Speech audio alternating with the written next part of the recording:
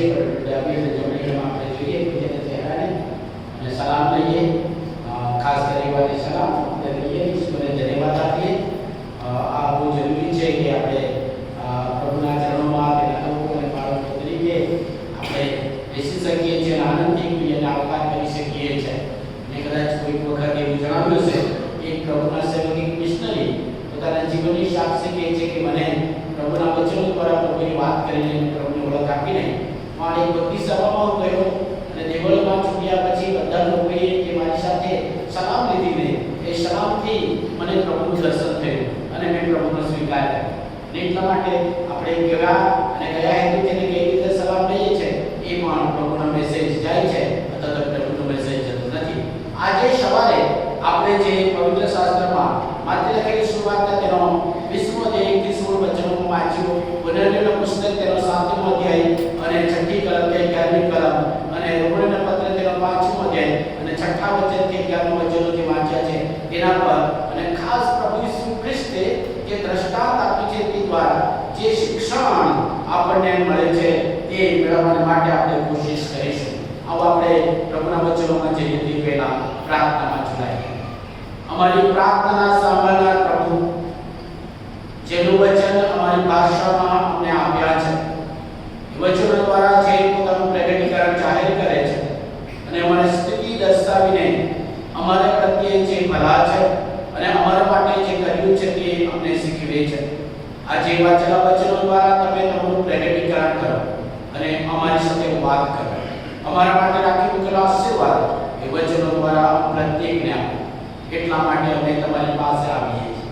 પ્રભુ, મને પણ તમારા વચનના છાયા હેઠળ સમજાવો કે પ્રભુ જે વચનો તમે મને આપ્યા છે તે હું હિંમતપૂર્વક બોલી શકું. અમે બધા તમારા હાથમાં સોંપતા પ્રાર્થના પ્રભુ ઈસુ ખ્રિસ્ત નામમાં માંગીએ છીએ. આમેન. જે દ્રષ્ટાંત છે એ ઈશ્વર વિદ્યાના વિદ્વાનો કહે છે કે પૃથ્વી પરની વાતો સ્વર્ગના અર્થઘટન સાથે કહેવામાં આવેલી બાબત તે દ્રષ્ટાંત છે. અને પ્રભુ ઈસુ ખ્રિસ્તે દ્રષ્ટાંતમાં માથી લખેલી સુવાર્તા, માર્ક લખેલી સુવાર્તા અને લૂકની લખેલી સુવાર્તામાં એ પ્રમાણે વાપર્યા છે. પણ પ્રભુની યોજનામાં યોહાને એ દ્રષ્ટાંતો વાપર્યા નથી. પણ પ્રભુનું જે વચનોનું શિક્ષણ, વચનોનો હેતુ, વચનો દ્વારા આપણને સમજણ પડે, સરળતા પડે અને વચન દ્વારા મારા જીવનમાં કઈ રીતે લાગુ પડે તે પ્રમાણે પ્રભુ ઈસુ ખ્રિસ્તે દ્રષ્ટાંતો વાપરે છે. અને એટલા માટે માથી લખેલી સુવાર્તામાં આ 20મા અધ્યાયનું દ્રષ્ટાંત એ ઘણી વખત આપણે વાંચીએ છીએ, જેમ જેમ વાંચીએ છીએ તેમ તેમ આપણા માટે વિશેષ સમજણ આપે છે. પણ આ દ્રષ્ટાંત પહેલા 19મો અધ્યાય જ્યારે વાંચીએ છીએ ત્યારે પ્રભુ ઈસુ ખ્રિસ્ત યરૂશલેમ તરફ જાય છે. રસ્તામાં એક અધિકારી, જુવાન, ધનવાન માણસ આવીને પગે પડીને કહે છે કે ઉત્તમ ઉપદેશક અને જીવન પામવા માટે મારે શું કરવું, અને તેમને પ્રભુ ઈસુ ખ્રિસ્ત બધી બાબતો સમજાવે છે. અને છેવટે એનું કન્ક્લુઝન એ બને છે કે એ માણસે પ્રભુની આજ્ઞાનો સ્વીકાર કરવા બદલે, પ્રભુની આજ્ઞાના આધીન થવાના બદલે નિરાશ થઈને ચાલ્યો જાય છે. અને ત્યાર પછી પ્રભુ એની પાસે રહેલા શિષ્યોને અને તેની પાસે આસપાસ રહેતા લોકોને માટે એ શિક્ષણ આપે કે ધનવાન માણસને સ્વર્ગમાં બેસવું કેટલું કઠણ છે. સોય જોઈ છે, સોય નિડલ એનું કામ કેટલું મોટું છે. પ્રભુ ઈસુ ખ્રિસ્ત એવું કહે છે કે સોયના નાકામાંથી ઊંટ પસાર થઈ શકશે, પરંતુ ધનવાન માણસો સ્વર્ગમાં જવા માટે કેટલું મુશ્કેલ છે. અશક્ય એવું નથી, મુશ્કેલ છે. આમ જોકની સાથે સમજાવીને શિક્ષણ આપે છે. ત્યારે પિતર પૂછે છે કે પ્રભુ, અમે બધું છોડીને તમારી પાછળ આવ્યા છે, તમને શું મળશે? એ સ્વાભાવિક થાય ને, આખી જિંદગી એની પાછળ જાય તો પછી શું મળે? માણસનો સ્વભાવ છે અંદરથી ખરાબ, સ્વાર્થી હોય છે. આપણને સ્વાર્થ થાય, શું પ્રાપ્ત થાય, શું પ્રાપ્ત થાય. એટલે પિતર પૂછી નાખે છે કે અમે આખી બધું છોડીને તમારી પાછળ આવ્યા છે, તમને શું મળશે? અને પ્રભુ ઈસુ ખ્રિસ્ત તેના જવાબના ભાગરૂપે એ 20મા અધ્યાયની 21 કલમનું દ્રષ્ટાંત કહે છે. દ્રષ્ટાંત બહુ સરળ છે, સમજી શકાય એવું છે, સમજાવી શકાય એવું છે. અને પણ એ દ્વારા આપણને જે પ્રભુ શીખવે છે તે બહુ અગત્યની બાબત છે. એટલે કે પ્રભુ એમ કહે છે કે જે પહેલો છે તે છેલ્લો થશે અને જે છેલ્લો છે તે પહેલો થશે. એ આકાશના રાજ્યમાં પ્રભુના પ્રભુ પરમેશ કરાવવાની પદ્ધતિ આવી છે. આપણે કલ્પના ના કરીએ એવી રીતે પ્રભુ કહે છે. ઘણી વખત આપણે પરમેશ્વરને એવી રીતે સમજીએ કે તે મહાન છે, સર્વશક્તિમાન છે, અગ્નિ છે, સર્વવ્યાપી છે, એટલે એને સમજવો કે એને કંઈ કહેવું એ કઠણ છે, કડક છે. પ્રભુ અગ્નિથી ઉત્તર આપે છે અને બહુ ડિસિપ્લિન વાળા છે, એ ક્રોધિત છે અને શિક્ષા કરે છે. અને એના કારણે આપણી એ સમજણને કારણે પ્રભુની પાસે આપણે ગમે તે વખતે જઈ શકતા નથી અને ગમે તેની માંગણી કરી શકતા નથી. પણ જો પ્રભુને આપણે એ રીતે સમજીએ કે સારા છે, તે પ્રેમાળ છે, તે કૃપાળુ છે, તે દયાળુ છે, અને એટલા માટે આપણે ગમે તે સમયે તેની પાસે જઈએ છીએ તો તે આપણો જવાબ આપે છે, આપણને પ્રત્યુત્તર આપે છે. એ સમજણ સાથે જ્યારે આપણે પ્રભુની પાસે જઈએ ત્યારે આપણને ખ્યાલ આવશે કે તે આપણી સાથે કઈ રીતે વ્યવહાર કરે છે. અને એટલા માટે પ્રભુ એના આકાશના રાજ્યમાં બદલો આપવાની પદ્ધતિ એ પ્રભુ કેવા ન્યાયી છે, કેવા દયાળુ છે, કેવા કૃપાળુ છે, એ જ્યારે આપણે સમજીએ ત્યારે આપણને ખ્યાલ આવશે. અને આ દ્રષ્ટાંત દ્વારા પ્રભુ ઈસુ ખ્રિસ્ત પરમેશ્વર પોતે કેવા ન્યાયી છે તેનું સમજણ આપે છે. 1 થી 5 કલમની અંદર જ્યારે આપણે જોઈશું ત્યારે આપણને ખ્યાલ આવશે કે પ્રભુ સંપૂર્ણપણે ન્યાયથી વર્તન કરનાર ઈશ્વર છે, ઈશ્વર ન્યાયી છે. અને એટલા માટે એ રીતે એ પ્રભુ એના દ્રષ્ટાંતમાં આપણે જોઈએ છીએ કે ઘરધણીએ પોતાની દ્રાક્ષવાડીમાં કામ કરવા માટે મજૂરો પરખવા માટે એટલે કે જ્યાં મજૂરો ઉભા હોય છે ત્યાં જાય છે. વહેલી સવારે જાય છે. મળસ એટલે કે યહૂદીઓનું જે દિવસની ગણતરી છે તે 12 કલાકની છે, એટલે કે સવારે 6 વાગ્યાથી સાંજના 6 વાગ્યા સુધી. એટલે મળસ કઈ જાય એનો અર્થ કે વહેલી સવારે 6 વાગે જાય છે અને મજૂરો પરખે છે. એમ જે મજૂરોની સાથે વાત કરતા નક્કી કરે છે કે આખા દિવસની મજૂરી હું 1 દિનાર આપીશ. તે વખતની મજૂરી જે આજની કદાચ 300 રૂપિયા કે 350 રૂપિયા કે 500 રૂપિયા છે, એ 1 દિવસની મજૂરી એ 1 દિનાર પ્રમાણે આ માણસોની સાથે નક્કી કરીને એમને પોતાની દ્રાક્ષવાડીમાં કામ કરવા મોકલે છે. પછી 9 વાગે પાછા ત્યાં જાય છે. ત્યારે કેટલાક લોકોને મજૂરોને જુએ છે અને પછી કહે છે કે તમે અહીંયા ઉભા છો તો તમે પણ જાઓ, જે યોગ્ય હશે તે હું તમને આપીશ. ત્યાર પછી ત્રીજી વખત એટલે કે 12 વાગ્યાની આસપાસ પાછા જાય છે. ત્યારે પણ કેટલાક મજૂરો ત્યાં આગળ ઉભા હતા. તેઓને પણ કહે છે તમે પણ મારી દ્રાક્ષવાડીમાં કામ કરવા જાય, જે યોગ્ય હશે તે હું તમને આપીશ. પછી 3 વાગે જાય છે, બપોર પછીના 3 વાગે.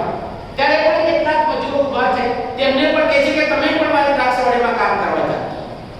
અને બાઇબલમાં દ્રષ્ટાંતમાં લખવામાં આવ્યું છે કે આશરે 11મી હોરાએ એટલે કે સાંજે 5 વાગે, દિવસ પૂરો થાય તેના પહેલા 5 વાગે 1 કલાક મજૂરી કરવાનો સમય પૂરો થાય તે પહેલા જાય છે. ત્યાં પણ કેટલાક ઉભેલા હોય છે કે આખો દિવસ તમે શું કરતા હતા? એ લોકો કહે છે કે અમને કોઈએ મજૂરી રાખ્યા નથી. અને એમને કહે છે કે તમે પણ મારી દ્રાક્ષવાડીમાં કામ કરવા જાઓ. કામ કરવાનો સમય પૂરો થયો એટલે ઘરધણીએ કારભારીને કહ્યું કે ભાઈ છેલ્લાથી તો પહેલા સુધી બધાને બોલાવીને મજૂરી ચૂકવો. પહેલાથી છેલ્લે નહીં પણ છેલ્લાથી પહેલા. એ કહેવાનું તાત્પર્ય એ છે કે એ જે પહેલાથી મજૂરી કરનાર લોકો છે એ લોકો જુએ કે છેલ્લે આવનારાને કેટલું આપે છે અને તેના પ્રમાણમાં પોતે શું કર્યું છે તેની એમને ખ્યાલ આવે. અને એટલા માટે એમને મજૂરી ચૂકવવા માટે કહે છે. હવે એ બાબતોમાં ચોક્કસ આપણે યાદ કરીએ કે જ્યારે મજૂરી છેલ્લેથી ચૂકવવામાં આવે છે ત્યારે 1 કલાક કામ કરનારને 1 દિનાર આપે છે. જે લોકો 3 કલાક કામ કરે છે તે લોકોને 1 દિનાર આપે છે. 6 કલાક કામ કરે છે તે લોકોને 1 દિનાર આપે છે. 9 કલાક કામ કરે છે તે લોકોને 1 દિનાર આપે છે.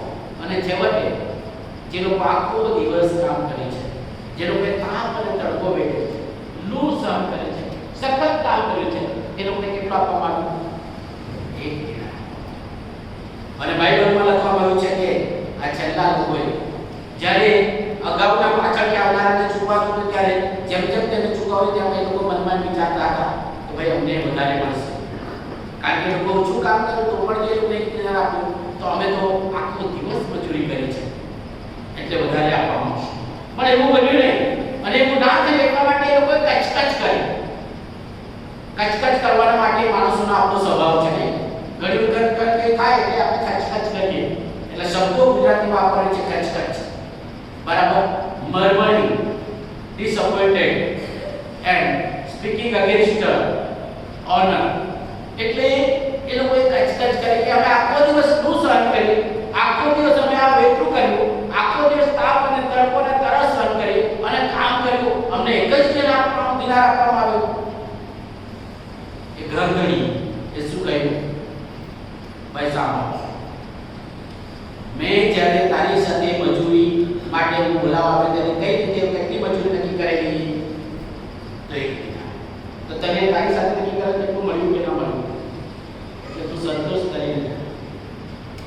તારી સાથે જેટલું નક્કી કરેલું તેટલું તને આપ્યું અને જે ઓછું કામ કરનાર તમે માનો છો પણ તેઓને તમારે જેટલું જ આપવાની મારી મરજી હોય છે તેમાં તારે શું? એટલે હું તે લોકો માટે ભલો છું તો તેના માટે તને અદેખાઈ આપે છે.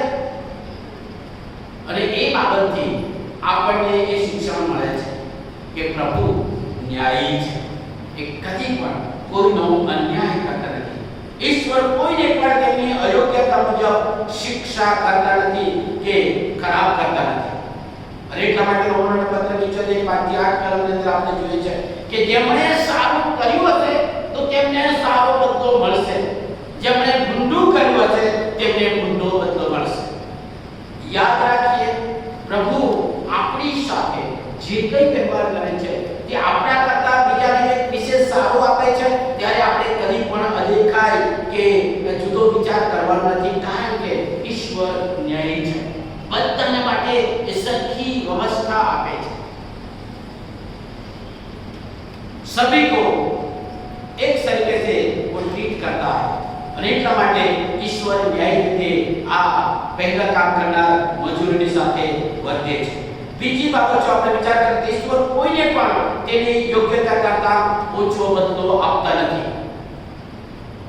કોઈને પણ એની યોગ્યતાના બદલામાં ઓછો બદલો પ્રભુ આપશે નહીં. આપણા દરેકની યોગ્યતામાં પ્રભુ આપે છે. અને એટલા માટે જ્યારે આપણને કંઈક મળે છે, આપણા કરતા કોઈ બીજાને વિશેષ મળે છે, ત્યારે કદી પણ એવો વિચાર ના કરવાનો, કદી પણ ના કરવાનો કે અમે એટલી બધી ભક્તિ આરાધના સ્તુતિ કરીએ છીએ, જીવતા ઈશ્વરને જાણીએ છીએ, છતાં અમારા કરતા તેઓને વધારે મળે છે. અમારા બાળકો કરતા તેઓ બીજાના બાળક વધારે પરફોર્મન્સ સારું કરે છે. અમારા બાળકોને જેવું મળ્યું છે તેના કરતા બીજાઓને સારું મળે છે. અમને જે કંઈ પ્રાપ્ત થાય છે તેના કરતા બીજાઓને તો બહુ સારું છે. જગતના લોકોને જેવું કે જેઓના માટે બધું સારું મળે છે. આપણે કેટલી બધી બાબતો કરીએ છીએ છતાંય આપણને એવું કેમ? વહાલાઓ, યોગ્યતા કરતા ઓછો બદલો પ્રભુ કદી પણ આપતા નથી. યાદ રાખીએ. પત્ર 6:10 કલમ કે જેવું તમે કર્યું હશે તેવો જ બદલો પ્રભુ આપશે. એના પરથી જે બીજી બાબત આપણે જોઈ છે, ઈશ્વર અદ્ભુત રીતે એની દયા દર્શાવે છે. અદ્ભુત દયાળુ છે. ઈશ્વર દયાળુ છે. એ 6ઠી કલમથી 7મી કલમમાં આપણે જોઈ શકીએ છીએ. જે ન્યાયની રીતે વર્તન કરે છે એમને ન્યાયની રીતે ઈશ્વર બદલો આપે છે. પણ આપણે દાદાઓ એ ન્યાયને રીતે જો આપણો બદલો પ્રભુ આપે તો આપણે કદી પણ બચી ના શકીએ. આપણામાં કંઈ ન્યાય પણ નથી. ઘણી વખત આપણે કહીએ હું તો કદી ખોટું ના ચલાવી લઉં, ખોટું સહન થાય નહીં, ખોટું તો અન્યાય હું ના સહન કરીશ, આપણે બોલીએ છીએ. પણ દાદાઓ આપણે પોતે તપાસ કરી કે મારામાં કેટલો અન્યાય છે. એ પ્રમાણે જો ન્યાય કરવામાં આવે ન્યાયની રીતે આપણે કોઈ બચી ના શકીએ. ઈશ્વર ન્યાયાધીશ છે. એ ન્યાય પ્રમાણે વર્તન કરે છે.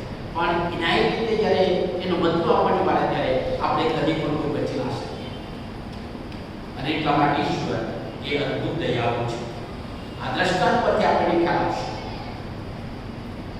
એ 9 વાગે, 12 વાગે, 3 વાગે અને છેલ્લે 5 વાગે શા માટે મજૂરો પરાઠવા જાય છે? શું મજૂરોની ખોટ હતી? એમને સમયસર કામ પૂરું કરવાનું હતું? ના. અહીંયા ઘરધણી એટલે ઈશ્વર છે. અને આ મજૂરો છે કે આપણે બધા જે લોકો છીએ, ઈશ્વરના રાજ્યના માટે, ઈશ્વરના રાજ્યના કામના માટે, ઈશ્વરના રાજ્યના પ્રવેશના માટે પ્રભુએ આપણને સમય આપ્યો છે, બદલો આપ્યો છે અને એ પ્રમાણે યોગ્યતામાં આપણને તેડ્યા છે કે જેથી આપણે બધા પ્રભુ યોગ્ય જગ્યાએ યોગ્ય રીતે કામ કરીએ. મને બાળકની સેવા છે, તમારે બાળકપણું વિશ્વાસપણે અદા કરવાની મારી ફરજ છે. પ્રભુનું વિશ્વાસપણું મને પ્રગટ કરવાનું છે. તમને જે સ્થળે જે રીતે મૂક્યા છે એ રીતે તમારી ફરજ વિશ્વાસપણે અદા કરવા માટે પ્રભુએ તમને તે સમયે બોલાવ્યા છે. ઘણી વખત એ હું સમજતો હતો કે પ્રભુએ મને પહેલેથી જ તેવું આપ્યું હોત તો કેટલું સારું કે હું બહુ પહેલા પ્રભુની સેવામાં હતો. પણ એ પ્રભુનો સમય હતો કે મને ઘરે મને બરાબર તે ટીપાવે અને મને તૈયાર કરીને પછી હું સેવામાં જાઉં. અને એટલા માટે એ એજ્યુકેશનમાંથી પસાર કરાવ્યા, એ ટ્રેનિંગમાંથી પસાર કરાવ્યા, એ પરિસ્થિતિમાંથી પસાર કરાવ્યા. બાળકોને શીખવતા મને તેઓમાં પ્રભુ ઈસુ ખ્રિસ્ત દેખાયા અને તેઓની પાસે હું પ્રભુનો સ્વીકાર કરું એ પ્રભુએ મને તક આપી. જો હું બાળકોને શીખવવા ના ગયો હોત તો બાળકો દ્વારા પ્રભુ મને વાત ના કરી શકે અને હું કઈ બીજી જગ્યાએ હોત. ઘણી વખત વિચાર કરે બાળક સાહેબ અત્યારે તમે શિક્ષકમાં તો નિવૃત્ત થઈ ગયા હોત, રિટાયરમેન્ટ લઈને હવે તમે શાંતિ કરાવો. મેં કહું હા, પણ એના કરતા વિશેષ જે કંઈ છે તે પ્રભુની યોજના છે. અને એટલા માટે મારે રિગ્રેટ થવાની કે જુદી રીતે દુઃખી થવાની જરૂર નથી. પ્રભુનો એ સમય પ્રમાણે પ્રભુ બોલાવે છે. મને જે રીતે બોલાવે છે તે તમને એ રીતે બોલાવે નથી. પણ આપણને દરેકને એ દ્રાક્ષવાડીમાં કામ કરવા માટે તેનું આપ્યું છે, કામ કરવા માટે જવાબદારી સોંપી છે. અને એટલા માટે કામ કરવાનું આપણો વિશ્વાસ પૂરો છે. આ ઘર ધણીએ આ દ્રાક્ષવાડીના માલિકને મજૂરની ખોટ નહીં હતી, પરંતુ એમને કામ કરે એવી રીતે વ્યવસ્થા પૂરી પાડે એટલા માટે એમને બોલાવવામાં આવ્યા. અને એટલા માટે એ સવારે 6 વાગે, 9 વાગે, 12 વાગે, 3 વાગે કે છેલ્લે 5 વાગે પણ એમને બોલાવે છે અને તે પ્રમાણે એમના પર દયા કરે છે. કામ વગરના છે કામ આપો, કામ વગરના છે કામ આપો. આમ જ લખાવે છે કારણ કે એ લોકોને કંઈ કામ ના મળે અને પછી સાંજે ઘરે જાય તો ઘરે જે એમની પાસે અપેક્ષા રાખે છે, ઘરના બાળકોને કુટુંબના માટે ખાવા માટે એમની પાસે કંઈ ના હોય, શું લઈને જાય? ખાલી લઈને જાય તો શું થાય? અને એટલા માટે પ્રભુ દયાળુ છે. પ્રભુ આપણને આ પૃથ્વી પર જે જીવન આપ્યું છે, જે સમય અને જે તક આપી છે, તે વાતનો આપણે વિશ્વાસ પડે એની દ્રાક્ષવાડીમાં એટલે કે આ પૃથ્વી પર આપણી જવાબદારી વિશ્વાસપણે અદા કરીએ. પવિત્ર શાસ્ત્ર પ્રભુ કેટલા દયાળુ છે એ દર્શાવવા માટે ઘણા બધા ઉદાહરણો આપણે પવિત્ર શાસ્ત્રમાં વાંચીએ છીએ. તેમાંની બે બાબતો આપણે જોઈએ છે. ઈશ્વરની આજની મારા પર થયેલી દયા. ઈશ્વર આપણી નીચી પરિસ્થિતિને, ઈશ્વર આપણા નીચા સ્થાનને, ઈશ્વર આપણા સંજોગોને જાણે છે. અને વહાલાઓ એ પ્રમાણે જેમ મજૂરોને મજૂરીની જરૂર હતી એટલા માટે આ ઘરધણીએ, આ દ્રાક્ષવાડીના માલિકે તેઓના પર દયા કરીને એટલા માટે જે સવારે પરટવા ગયા એટલું જ નહીં, પણ 9 વાગે, 12 વાગે, 3 વાગે ને 5 વાગે પડે ગયા. એમને મજૂરીની જરૂર હતી. એ લોકોને જરૂરતને કારણે પૂરું પાડવા માટે એ જાય છે કે દયા કરે. અને એટલા માટે આપણે યાદ કરીએ કે તે દયાળુ છે. એમણે જરૂરતો ધ્યાન કરીને પ્રભુ આપણને એમાંથી પસાર કરે છે. આપણી સી જરૂરતો છે, આપણે કઈ બાબતોની ખોટમાં છીએ, કઈ સંજોગોથી આપણે પસાર થયા છે, કયા પ્રકારની પરિસ્થિતિમાંથી આપણે પસાર થયા છે. પ્રભુ આપણી બધી પરિસ્થિતિ, આપણા સંજોગો, આપણી માંગણી, આપણી ચિંતાઓ, આપણા દુઃખ, આપણા પ્રશ્નો જાણે છે. અને એટલા માટે એ દયા કરે છે અને તે મદદ કરવા તૈયાર છે. એમાં બીજી બાબત, ઈશ્વર આપણા પાપ પ્રમાણે આપણી સાથે વ્યવહાર કરતા. જો ઈશ્વર ન્યાયી રીતે વ્યવહાર કરે તો આપણે કોઈ બચી ના શકીએ. પણ ઈશ્વર એ દયાળુ છે. અને એટલા માટે ગીત શાસ્ત્રના 103 અને તેની 13મી કલમની અંદર અને 10મી કલમની અંદર પણ આપણે વાંચીએ છીએ કે જેમ બાપ પોતાના છોકરા પર દયાળુ છે તેમ યહોવા દયાળુ છે. અને 14મી કલમ કહે છે કે તે આપણું બંધારણ જાણે છે કે આપણે ધૂળના છીએ. ઈશ્વર આપણા બંધારણને જાણે છે કે આપણે ધૂળના છે. એક ઘડીના છઠ્ઠા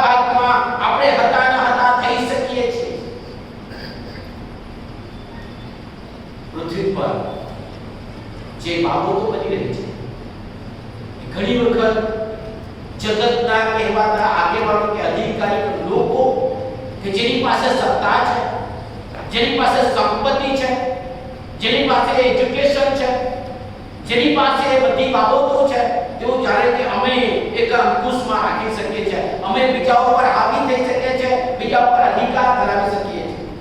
પણ ઈશ્વર ન્યાયાધીશ છે, પણ તેની સાથે સાથે તે દયા કરે છે, આપણું બંધારણ જાણે છે. અને એટલા માટે તેની દયામાં આપણને ઈશ્વર તક આપે છે. અને જે આપણે જોઈ શકીએ છીએ કે કામ વગરના હતા તેઓના પર એ ઘરધણીએ દયા કરી અને તેમને મજૂરી રાખ્યા. ઈશ્વરની દયામાં વહાલાઓ આપણે ચાલવું જોઈએ. આજના દિવસોમાં ઈશ્વરની દયા વગર આપણે કંઈ પણ કરી શકતા નથી. યાદ રાખીને ઈશ્વરની દયાની અપેક્ષા હંમેશા આપણે રાખીએ. ઇઝરાયલની સાથે અત્યારે ભયંકર યુદ્ધ છે.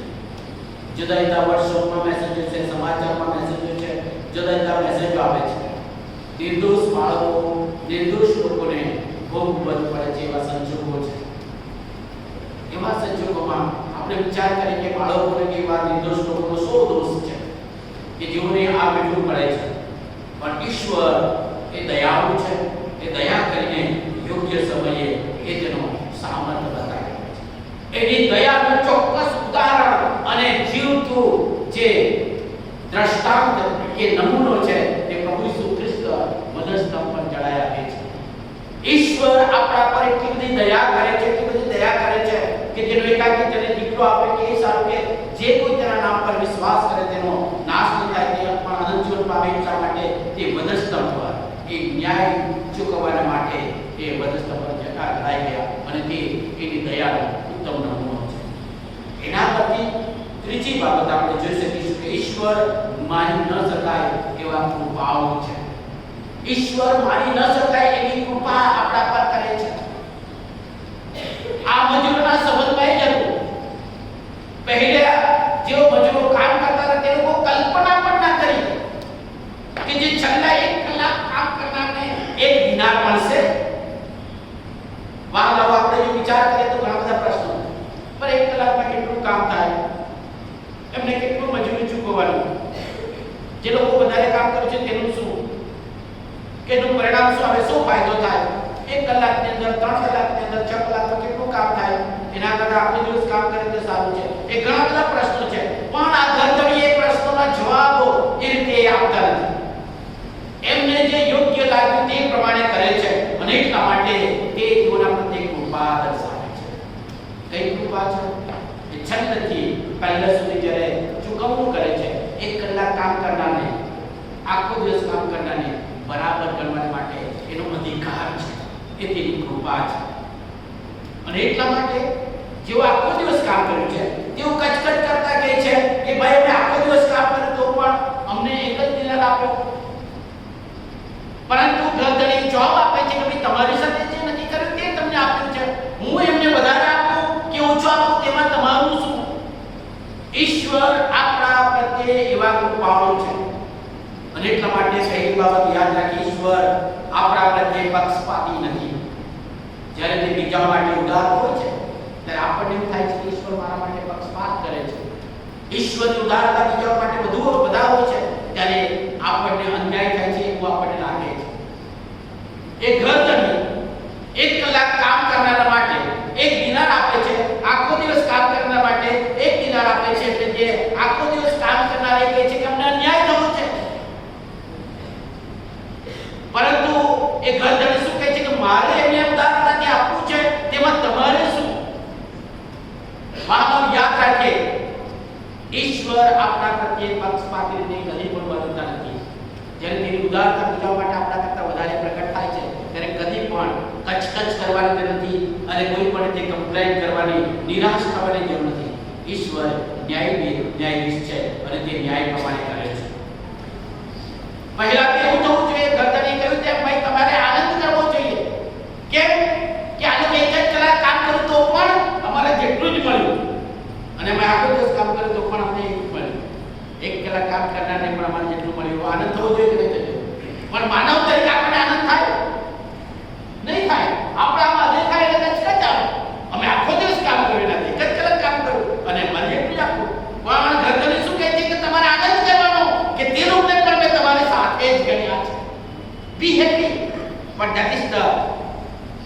વિલ ઓફ ગોડ, ઈશ્વરની ઈચ્છા છે. અને એટલા માટે આપણે મજૂરો તરીકે વિશ્વાસપણે જ્યારે પણ પ્રભુના કાર્યમાં બોલાવે, જે પણ પ્રભુના કાર્ય માટે જવાબદારી સોંપે અને જ્યારે પણ કામ સોંપે છે ત્યારે જવાબદારી વિશ્વાસપણે અદા કરીએ. કારણ કે પ્રભુ બંનેને એક સરખા રીતે પણ કરવાનો અધિકાર એ પ્રભુનો છે. અને એટલા માટે એ ઘર ધણી કહે છે કે તમારે આનંદ કરવો જોઈએ, કારણ કે તેઓને તમારે જેટલું જ આપ્યું છે. અને એ રીતે તમારું અન્યાય મેં કર્યો નથી, પણ હું દયાળુ છું અને હું કૃપાળુ છું. એ કૃપા કરે છે. બીજી બાબત, ઈશ્વર આપણી યોગ્યતા કરતા આપણને વધારે આપીને બદલો આપે છે. યાદ રાખીએ, આપણી યોગ્યતા કરતા પણ આપણને વધારે આપીને, વિશેષ આપીને, પુષ્કળ આપીને આપણને બદલો આપે છે. આપણે ઘણી વખત આ વિચાર કરીએ કે આપણી એ બધી યોગ્યતા છે, પરંતુ વહાલો, જે કંઈ ભૌતિક આશીર્વાદો છે, જે કંઈ શારીરિક આશીર્વાદો આપણી પાસે છે, એ બધા ઈશ્વરની કૃપા છે. કોઈ પોતાના મનમાં એવું ના કરે કે મારા એટલો પગાર છે, મારી એટલી આવક છે, મારી એટલી બુદ્ધિ છે અને મારી એટલી બધી બાબતો છે, તેનાથી મેં પ્રાપ્ત કર્યું. કોઈ અભિમાન ના કરે. યાદ રાખો વહાલાઓ, આપણી યોગ્યતા કરતા ઈશ્વરની કૃપામાં આપણને આપવામાં આવ્યું છે. અને એ કૃપા કરીને આપણને વધારે આપવા ચાહે છે. 1 કલાક કામ કર્યું છે, પણ ઈશ્વરની ઈચ્છા છે કે તેમને પણ આખો દિવસ કામ કરનારના સદગુણ જ મળે. એ કૃપા ઈશ્વરની કૃપા છે.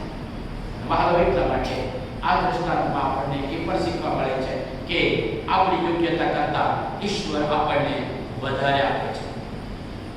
જેટલું કામ કર્યું છે એ કરતા પણ ઈશ્વર પુષ્કળ આપે છે અને તે અનંત જીવન આપે છે. પિતર એટલે પૂછે છે કે અમે બધું છોડીને તમારી પાછળ આવે છે, અમને શું બદલો મળશે, શું મળશે? પ્રભુનું વચન કહે છે કે આકાશના રાજ્યમાં તમને બમણો બદલો મળશે અને તે બમણા બદલાની સાથે અનંત જીવન તમને મળશે.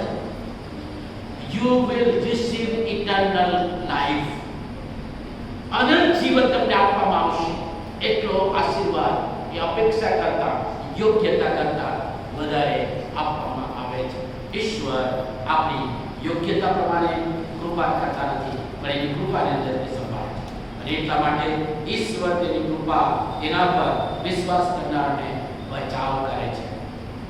ઈશ્વરની કૃપામાં ઈશ્વર પર જો વિશ્વાસ કરે છે તેનો બચાવ કરે છે. જે લોકો 5 વાગી ગયા એ લોકોને શું વિશ્વાસ હતો અમને કેટલું મળશે? એમને એવું કલ્પના પણ ના હતી કે અમને આખા દિવસની મજૂરી મળશે. પણ તેઓ ગયા, વિશ્વાસથી ગયા, વિશ્વાસથી 1 કલાક કામ કર્યું. પરિણામ શું? એનો બદલો આખા દિવસની મજૂરી. ઈશ્વર એવો રિવાર્ડ આપે છે, એવો બદલો આપે છે. વિશ્વાસથી લોકો ગયા અને વિશ્વાસથી કામ, જેટલું કામ કર્યું એના વિશ્વાસો પર એમને બદલો આપે છે. વહાલાઓ, એટલા માટે ઈશ્વરની કૃપા જે વિશ્વાસ કરનારા માટે બચાવ કરે છે. પ્રભુ આપણને પાપમાંથી બચાવે છે, શૈતાનના હાથમાંથી બચાવે છે, માંદગીમાંથી બચાવે છે, દુઃખ અને પ્રશ્નો અને ચિંતા અને હતાશામાંથી બચાવે છે.